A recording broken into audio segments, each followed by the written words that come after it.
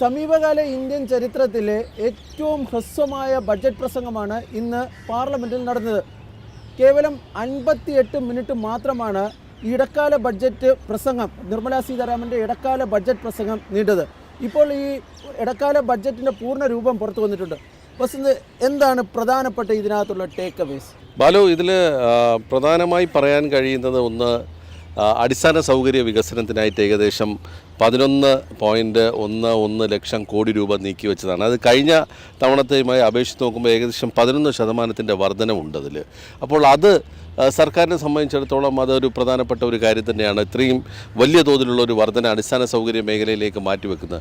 രണ്ടാമതായിട്ട് നോക്കുകയാണെങ്കിൽ ഈ സൺറൈസ് സെക്ടേഴ്സ് എന്ന് പറയും, അതായത് ഈ സ്വകാര്യ മേഖലയിലെ ഇന്നോവേഷൻസിനൊക്കെ വേണ്ടി ഒരു 1 ലക്ഷം കോടി രൂപയുടെ ഒരു സ്റ്റാർട്ടപ്പ് ഒരു സംവിധാനം സർക്കാർ ഇപ്പോൾ നീക്കി വെച്ചിട്ടുണ്ട്. അതും ഒരുപക്ഷെ ഏറ്റവും നല്ലൊരു പ്രോജക്റ്റായി വേണമെങ്കിൽ നമുക്ക് എടുത്തു പറയാവുന്നതാണ്. പക്ഷേ നേരത്തെ പറഞ്ഞ പോലെ തന്നെ നമ്മൾ പലപ്പോഴും ചർച്ച ചെയ്തതാണ്, ഈ ബജറ്റ് പഴയ കാര്യങ്ങൾ അല്ലെങ്കിൽ പഴയ പദ്ധതികൾക്ക് വേണ്ടി കൂടുതൽ പണം നീക്കി വെച്ചതല്ലാതെ പുതിയതായിട്ട് ജനപ്രിയമായി ഒന്നും തന്നെ ഇല്ല എന്നത് വേണമെങ്കിൽ നമുക്ക് വിലയിരുത്താൻ കഴിയും. പക്ഷേ അതിൽ ശ്രദ്ധേയമായ ഒരു കാര്യം, ഗ്രാമീണ മേഖലകളിൽ വൻതോതിലുള്ള നിക്ഷേപം നേരത്തെ സർക്കാർ നടത്തിയിരുന്നെങ്കിൽ ഇത്തവണ അത്തരത്തിലൊരു നിക്ഷേപമില്ലെങ്കിലും പഴയ ഒരു പദ്ധതിയായ ഗ്രാമീണ ഈ ഭവന പദ്ധതി PM ആവാസ് യോജനയിൽ ഗ്രാമീണ മേഖലകളിൽ ഏകദേശം 2 കോടി വീടുകൾ കൂടി നിർമ്മിക്കാൻ വേണ്ടിയുള്ളൊരു തീരുമാനം സർക്കാർ എടുത്തിട്ടുണ്ട്. അത് വരുന്ന 5 കൊല്ലത്തിനുള്ളിൽ ഈ 2 കോടി വീടുകൾ നിർമ്മിക്കുക എന്നുള്ളതാണ് ഇപ്പോൾ സർക്കാരിൻ്റെ പ്രധാനപ്പെട്ട ലക്ഷ്യമായി മാറുന്നത്. 3 കോടി വീടുകൾ എന്നുള്ള NDAയുടെ വാഗ്ദാനം പൂർത്തീകരിക്കാൻ വളരെ അടുത്ത് ഇനി കഴിയുമെന്നുള്ളതാണ് ധനമന്ത്രി പ്രത്യാശ പ്രകടിപ്പിച്ചത്. ഇതിനെ ഒരു തെരഞ്ഞെടുപ്പ് ബഡ്ജറ്റായി പറയാൻ പറ്റും? സാധാരണ ഇടക്കാലത്തെ ബഡ്ജറ്റ് എന്ന് പറയുമ്പോഴത്തേക്കും തെരഞ്ഞെടുപ്പ് ലക്ഷ്യമിട്ടുള്ള ചില ജനപ്രിയ പ്രഖ്യാപനങ്ങളൊക്കെ ഉണ്ടാവുമെങ്കിലും ഇപ്പോഴതിന് ഒരു തെരഞ്ഞെടുപ്പ് മുന്നിൽ കണ്ടുകൊണ്ടുള്ളത് വേണമെങ്കിൽ പറയാം. പക്ഷേ ഇതിൽ മറ്റൊരു വിഷയമുള്ളത്, ധനമന്ത്രി മുന്നോട്ട് വെച്ച ഒരു കോൺഫിഡൻസ് ഉണ്ട്.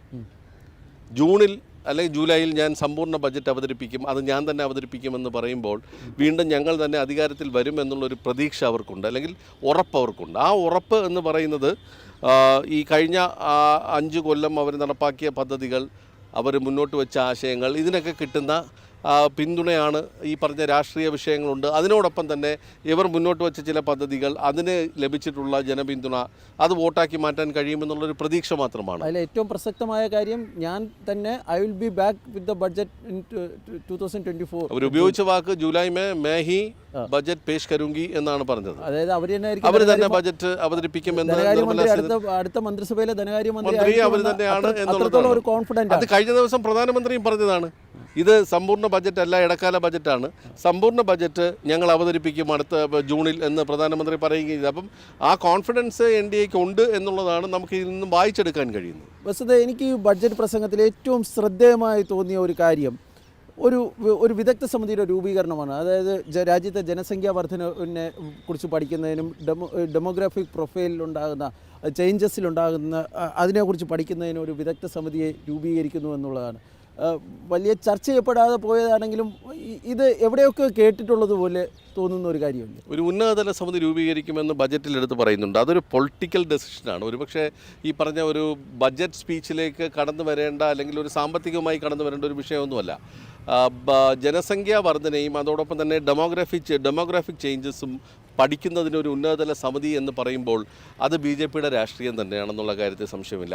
കഴിഞ്ഞ ദശമിക്ക് നാഗ്പൂരിൽ RSS നേതാവ് മോഹൻ ഭാഗവതിൻ്റെ പ്രസംഗത്തിലെ പ്രധാനപ്പെട്ട ഒരു വിഷയം ഇതായിരുന്നു, ജനസംഖ്യാ വർധന രാജ്യം നേരിടുന്ന ഏറ്റവും വലിയ വെല്ലുവിളിയാണ് എന്ന് മോഹൻ ഭാഗവത് പറഞ്ഞിരുന്നു. അതിനൊക്കെ പുറമെ അതിനും മുമ്പ് 2019 സ്വാതന്ത്ര്യദിന സന്ദേശത്തിൽ പ്രധാനമന്ത്രി നരേന്ദ്രമോദി ഇതേ വിഷയം ഉന്നയിച്ചിരുന്നു. ജനസംഖ്യ വർധന ഒരു വെല്ലുവിളിയാണ്, അത് പരിഹരിക്കുന്നതിന് അല്ലെങ്കിൽ അത് നേരിടുന്നതിന് സംസ്ഥാനങ്ങൾ പദ്ധതികൾ തയ്യാറാക്കണമെന്നും പറഞ്ഞിരുന്നു പ്രധാനമന്ത്രി. അപ്പോൾ അതിലൊരു പൊളിറ്റിക്കൽ എലിമെൻ്റ് ഉണ്ട് ഇതിൽ. അത് BJPയുടെ കൺസിസ്റ്റൻ്റ് ആയിട്ടുള്ള ഒരു പക്ഷേ ഈ പറഞ്ഞ പോലെ മൈനോറിറ്റീസിനെ ലക്ഷ്യമിട്ടുള്ളതാവാം, മറ്റെന്തെങ്കിലും ആവാം. ഏത് രീതിയിൽ വേണമെങ്കിലും അത് വ്യാഖ്യാനിക്കപ്പെടാം. ഒരുപക്ഷെ ഈ 2024 ഇടക്കാല ബഡ്ജറ്റിലെ ഏറ്റവും ശക്തമായ ഒരു പൊളിറ്റിക്കൽ സ്റ്റേറ്റ്മെൻറ്റ് ആയിരിക്കാം. ഈ വരാൻ പോകുന്ന തെരഞ്ഞെടുപ്പിൽ ചിലപ്പോൾ അത് ഉപയോഗിച്ചുകൂടായികയില്ല അവർക്ക്. ഈ പറഞ്ഞത് ഞാൻ നേരത്തെ പറഞ്ഞില്ലേ, അവരുടെ ഒരുപാട് ഫ്ലാഗ്ഷിപ്പ് പ്രോഗ്രാമുകളുണ്ട്. അത് അവർ പല രീതിയിൽ അത് അവതരിപ്പിച്ചിട്ടുണ്ട്. ഇപ്പം ഉൽപ്പന്നങ്ങൾ വർദ്ധിപ്പിക്കുമെന്നുള്ള ഇത് പറഞ്ഞിട്ടുണ്ട്. അതോടൊപ്പം തന്നെ മെഡിക്കൽ കോളേജുകളുടെ കാര്യം, സർവകലാശാലകൾ സ്ഥാപിക്കുന്ന കാര്യങ്ങൾ, ഇവയെല്ലാം തന്നെ പറയുന്ന കൂട്ടത്തിലാണ് ഈ പറയുന്ന ഒരു പൊളിറ്റിക്കൽ സ്റ്റേറ്റ്മെൻറ്റും കൂടി അതിൽ ഉൾപ്പെടുത്തിയിരിക്കുന്നത് എന്നുള്ള കാര്യം നമ്മൾ വിസ്മരിച്ചുകൂടാ. നേരത്തെ ഇപ്പോൾ നമുക്ക് സംസാരിക്കാൻ കഴിയും. ഇപ്പം റെയിൽവേയുടെ കാര്യത്തിൽ അടിസ്ഥാന സൗകര്യ വികസനത്തിൽ 11 ലക്ഷം കോടി രൂപ അവർ നീക്കി വെക്കുമ്പോൾ അതിൽ ഏറ്റവും കൂടുതൽ പണം കിട്ടുന്ന റെയിൽവേക്കായിരിക്കും. ബാലു, റെയിൽവേ മന്ത്രി അശ്വിനി വൈഷ്ണവിൻ്റെ വാർത്താ സമ്മേളനം കവർ ചെയ്തതല്ലേ? എന്തായിരുന്നു അതിൽ പ്രധാനപ്പെട്ട കാര്യങ്ങൾ? അതിൽ ഏറ്റവും പ്രധാനപ്പെട്ട കാര്യം ഈ റെയിൽവേയുടെ അടിസ്ഥാന സൗകര്യ വികസനത്തെക്കുറിച്ചൊക്കെ പുള്ളി പറഞ്ഞെങ്കിലും എനിക്ക് വളരെ പ്രസക്തമായി തോന്നിയത് കേരളത്തിലെ ഏറ്റവും വലിയ ചർച്ച ചെയ്യപ്പെടുന്ന സിൽവർ ലൈൻ പദ്ധതിയെക്കുറിച്ചുള്ള പുള്ളിയുടെ ഒരു ഇതാണ്. കാരണം അത് നമ്മൾ ഏത് കോണ്ടക്സ്റ്റിൽ കാണണമെന്ന് പറഞ്ഞു കഴിഞ്ഞാൽ ഇതിന് മുമ്പ് അശ്വിനി വൈഷ്ണവ് നടത്തിയ വാർത്താ സമ്മേളനമായിട്ട് കാണണം. അന്ന് അദ്ദേഹം പറഞ്ഞത് ഈ സിൽവർ ലൈൻ പദ്ധതി ഒരു അടഞ്ഞ അധ്യായമല്ല എന്നായിരുന്നു റെയിൽവേ മന്ത്രി അന്ന് പറഞ്ഞത്. പക്ഷേ ഇന്ന് എൻ്റെ ചോദ്യത്തിനാണ് അദ്ദേഹം പറഞ്ഞത് ഇപ്പോൾ സംസ്ഥാന സർക്കാരിന് അതിന് ഈ പദ്ധതിയുമായി വലിയ താല്പര്യമുണ്ടെന്ന് തോന്നുന്നില്ല. ഇനി ആ പദ്ധതിയുമായി സർക്കാർ മുന്നോട്ട് പോകുന്നുണ്ടോ എന്ന കാര്യം സംസ്ഥാനമാണ് വ്യക്തമാക്കേണ്ടത് എന്ന് അദ്ദേഹം പറഞ്ഞു. ആവർത്തിച്ചുള്ള ചോദ്യങ്ങൾക്ക് അദ്ദേഹം ഒരു ബ്യൂറോക്രാറ്റാണ്. അദ്ദേഹം ഏതായാലും ആ വാക്കുകളിൽ നിന്ന് ഒരു കാര്യം വ്യക്തമാണ്, സംസ്ഥാന സർക്കാർ ആ പദ്ധതിയുമായി ബന്ധപ്പെട്ട് റെയിൽവേയുടെ മുന്നിൽ ഇപ്പോൾ കാര്യമായ സമ്മർദ്ദമൊന്നും ചെലുത്തുന്നില്ല. ആ സമ്മർദ്ദം ചെലുത്താത്തതിനാൽ തന്നെ ആ പദ്ധതി കേരളം ഉപേക്ഷിച്ചതായാണ് റെയിൽവേയുടെ വിലയിരുത്തൽ എന്നാണ് അശ്വിനി വൈഷ്ണവിൻ്റെ വാക്കുകളിൽ നിന്ന് നമുക്ക് മനസ്സിലാകുന്നത്. മറ്റൊന്നും കൂടിയുണ്ട്, ഈ കേരളത്തിനുള്ള നീക്കിയിരിപ്പ് വലിയ തോതിൽ NDA സർക്കാരിൻ്റെ സമയത്ത് വന്നു എന്നുള്ള ഒരു പൊളിറ്റിക്കൽ സ്റ്റേറ്റ്മെന്റ് ഉണ്ട്. 2700-ലധികം കോടി രൂപ കഴിഞ്ഞ 7 കൊല്ലത്തിനിപ്പുറത്തേക്ക് വന്നിട്ടുണ്ട്. അത് 10 കൊല്ലത്തിനിപ്പുറം അത് NDA സർക്കാരിന്റെ സമയത്താണ്. UPA കാലഘട്ടത്തെക്കാൾ 7 തവണത്തെ വർധന ഉണ്ടായിട്ടുണ്ട്. UPA സർക്കാരിന്റെ കാലത്ത് ഏതാണ്ട് 350 അടുപ്പിച്ച് കോടിയായിരുന്നു 2013-14 നീക്കിയിരിപ്പെങ്കിൽ ഈ ബഡ്ജറ്റിൻ്റെ സമയത്ത്, അതായത് ഇന്ന് പാർലമെൻറ്റിൽ അവതരിപ്പിച്ച ഇടക്കാല ബഡ്ജറ്റിൽ നീക്കിയിരിപ്പ് 2700-ൽ പരം കോടി, ഏതാണ്ട് 7 ഇരട്ടിയുടെ വർധനവെന്നാണ് റെയിൽവേ മന്ത്രി പറഞ്ഞത്. കാരണം കേരളത്തിന് അതിമനോഹരമായ സംസ്ഥാനമാണ്. ആ സംസ്ഥാനത്തിന് നരേന്ദ്രമോദി സർക്കാരിനുള്ള താല്പര്യം വ്യക്തമാക്കുന്നതാണ് ഈ ഇത്തരത്തിൽ ഉള്ള പണം നീക്കിയിരിപ്പെന്നാണ് റെയിൽവേ മന്ത്രിയുടെ വാക്കുകളിൽ റെയിൽവേ മന്ത്രി വിശദീകരിക്കുകയും ചെയ്തത്. ഈ 3 ഇടനാഴികളെ കുറിച്ചുള്ള എന്തായിരുന്നു അതിൻ്റെ ഇത്? ഏതൊക്കെ മേഖലകളിലാണ്? ഇപ്പോൾ തന്നെ നമുക്കൊരു ഡൽഹി ബോംബെ റെയിൽ കോറിഡോർ ഉണ്ട് ചരക്ക് നീക്കത്തിനുള്ള. അതിന് പകരം മറ്റ് 3 മേഖലകൾ തിരിച്ചാണോ ഇത്തരത്തിലൊരു ഇടനാഴി വരുന്നത്? ഈ 3 മേഖലകൾ തിരിച്ചുള്ള, അതായത് 3 കോറിഡോർസിനെ കുറിച്ചാണ്, റെയിൽവേ കോറിഡോർസിനെ കുറിച്ചാണ് ഇന്ന് ഈ ബഡ്ജറ്റ് പ്രസംഗത്തിൽ നിർമ്മലാ സീതാരാമൻ പറഞ്ഞത്. അതിനെ സംബന്ധിച്ച് അദ്ദേഹം അതിൽ തന്നെ കേരളവുമായി ബന്ധപ്പെട്ട കാര്യം പറയാം. മറ്റേത് വളരെ ദൈർഘ്യമറിയിപ്പ്. അതിൽ രണ്ടാമത്തെ കോറിഡോർ എന്ന് പറയുന്നത് രാജ്യത്തെ തുറമുഖങ്ങൾ തമ്മിൽ ബന്ധിപ്പിക്കുന്ന കോറിഡോറാണ്. പോർട്സുകൾ തമ്മിൽ ബന്ധിപ്പിക്കുന്ന കോറിഡോറാണ്. ആ കോറിഡോർ കേരളത്തിനും തമിഴ്നാട്ടിലും, കാരണം നിരവധി തുറമുഖങ്ങളുള്ളതിന്, ചെറുതും വലുതുമായ തുറമുഖങ്ങളുള്ളതാണ്. ഈ യാഥാർത്ഥ്യമാകുമ്പോൾ, ആ കോറിഡോർ യാഥാർത്ഥ്യമാകുമ്പോൾ ഈ 2 സംസ്ഥാനങ്ങൾക്കും വലിയ തോതിലുള്ള ഗുണമുണ്ടാകുമെന്നാണ് അശ്വിനി വൈഷ്ണവ് പറഞ്ഞത്. മൊത്തത്തിൽ ഏതാണ്ട് 40,000 കിലോമീറ്ററിലധികം ആണ് ഈ 3 കോറിഡോറും നിലവിൽ വരുമ്പോൾ രാജ്യത്ത് മൊത്തം റെയിൽവേ ലൈനുകളുടെ വർധനവുണ്ടാകുന്നത്. അത് വരുന്നത് പല ഈ പാശ്ചാത്യ രാജ്യങ്ങളുടെയും മൊത്തം അതായത് 1-2 രാജ്യങ്ങളിലൊക്കെ നിലവിലുള്ളതിനേക്കാളും മൊത്തത്തിലുള്ള അധികം ഈ റെയിൽവേ ലൈന് ഇന്ത്യയിൽ ഈ കോറിഡോറുകളുടെ ഭാഗമായി വരുമെന്നും അദ്ദേഹം വ്യക്തമാക്കുകയും ചെയ്തു. അപ്പോൾ ഈ റെയിൽവേസിൻ്റെ കാര്യത്തിൽ ഇപ്പോൾ സർക്കാർ ചെലുത്തുന്ന ഈ ഒരു ശ്രദ്ധ എന്ന് പറയുന്നത് അവരുടെ ഫ്ലാഗ്ഷിപ്പ് പ്രോജക്റ്റ് എന്ന് പറഞ്ഞാൽ നമുക്കിപ്പോൾ പറയാൻ കഴിയുന്ന വന്ദേ ഭാരതാണ്. ഇപ്പോൾ വന്ദേ ഭാരതിൻ്റെ കാര്യത്തിൽ റെയിൽവേയുടെ ഒരു സുപ്രധാനമായ പ്രഖ്യാപനം കൂടി ഇന്ന് ധനമന്ത്രി നടത്തിയിട്ടുണ്ട്. അതിലൊന്ന് 40,000 കോച്ചുകൾ വന്ദേ ഭാരതിൻ്റെ സ്റ്റാറ്റസിലേക്ക് അല്ലെങ്കിൽ ആ തലത്തിലേക്ക് കൊണ്ടുവരും എന്നുള്ളതാണ്. അതിനെക്കുറിച്ച് എന്തെങ്കിലും വിശദമായി മന്ത്രി?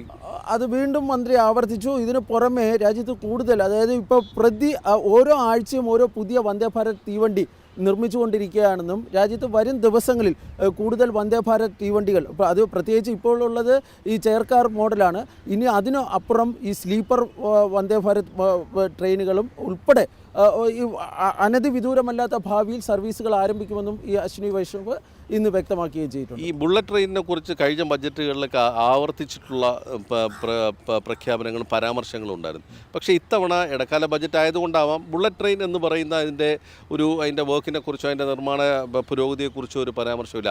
ഇത്തവണ എന്തെങ്കിലും റെയിൽവേ മന്ത്രിയുടെ ഭാഗത്ത് നിന്ന് അത്തരത്തിൽ? റെയിൽവേ മന്ത്രിയുടെ വാർത്താ സമ്മേളനത്തിൽ അദ്ദേഹം ഈ ബുള്ളറ്റ് ട്രെയിനെ സ്ട്രെസ് ചെയ്തൊന്നും പറഞ്ഞിട്ടില്ല. പക്ഷേ കേരളത്തിലെ ഈ ഹൈസ്പീഡ് തീവണ്ടികൾ അതിന് എത്ര കാലം കാത്തിരിക്കേണ്ടി വരുമെന്ന ചോദ്യത്തിന് റെയിൽവേ മന്ത്രി പറഞ്ഞത് കേരളത്തിലെ ഈ പല റെയിൽവേ പാളങ്ങൾക്കുമുള്ള തിരിവുകൾ വളവ് ഉണ്ട്. അത് ഇത് ചെയ്യുന്നതിന്, അതായത് അത് നേരെയാക്കുന്നതിന് സ്ഥലം ഏറ്റെടുക്കൽ ഉൾപ്പെടെയുള്ള നടപടികൾ ആവശ്യമാണ്. പക്ഷേ അത് വളരെ മെല്ലെപ്പോക്കാണ്. ഈ സംസ്ഥാന സർക്കാരിൻ്റെ ഒക്കെ ഭാഗത്തു നിന്നുള്ള സഹകരണമില്ലായ്മ അദ്ദേഹം പറഞ്ഞു.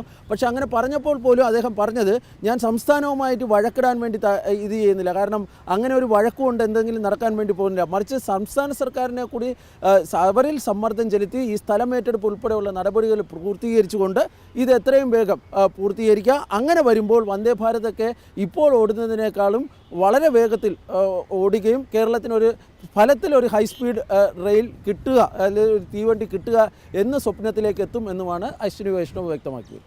ഒരു തെരഞ്ഞെടുപ്പിന് വേണ്ടിയുള്ള ബഡ്ജറ്റ് എന്ന് നമുക്ക് പറയാൻ കഴിയില്ലെങ്കിലും കോർ അവരുടെ വോട്ടർമാർക്ക് പുറമെ BJPയിലേക്ക് ഇന്ത്യയിലെ എല്ലാ വിഭാഗം ജനങ്ങളെയും കൊണ്ടുവരിക എന്നുള്ള ലക്ഷ്യത്തോടു കൂടിയാണ് ഈ ബജറ്റ് തയ്യാറാക്കിയിരിക്കുന്നത് എന്നുള്ള കാര്യത്തിൽ സംശയമില്ല.